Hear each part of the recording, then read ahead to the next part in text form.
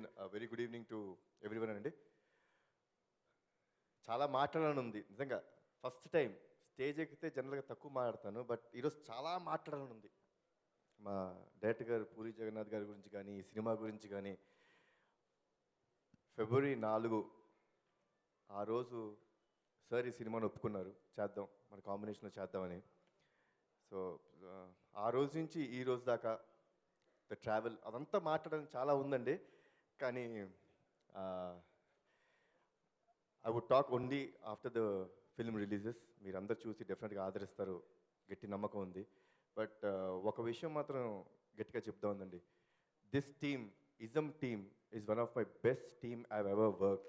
నేను 13 సంవత్సరాలు, ఇది నా 13వ సినిమా. అసలు ఫారెన్లో పొద్దున్నే 6 నుంచి రాత్రి 9:30 దాకా లైట్ ఉందండి, అలసట లేదు. ప్రతిరోజు నాకు షూటింగ్కి వెళ్ళాలి, వెళ్ళి చెయ్యాలి, వర్క్ చేయాలి. అంత ఉత్సాహం, అంత ఎనర్జీని సార్ ఇచ్చారు. సార్ గురించి నేను డెఫినెట్గా 1 అవర్ మాట్లాడతానండి. డెఫినెట్గా ఆఫ్టర్ ద రిలీజ్ 1 అవర్ మాట్లాడాలి సార్ గురించి. అంత నా best director I ever work. Is such a lovable person. సినిమాలో every one and every member చాలా ఉత్సాహంగా చేసాం. మొత్తం ఆ ఎనర్జీ అంతా పూరి గారి దగ్గర నుంచి మేము తీసుకుని చేసింది. So thanks a lot sir for accepting this film and being my best director I ever worked with.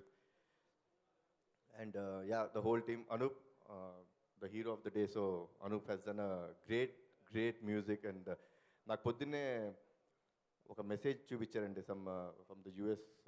They said this is my best album till date. So thanks Anoop.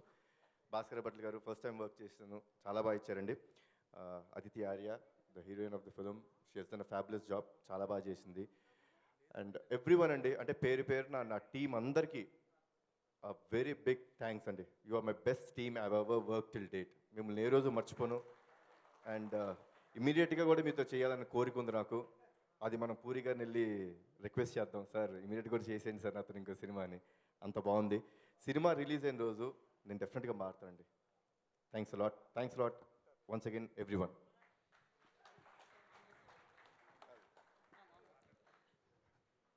Thank you so much Kalyanam గారు.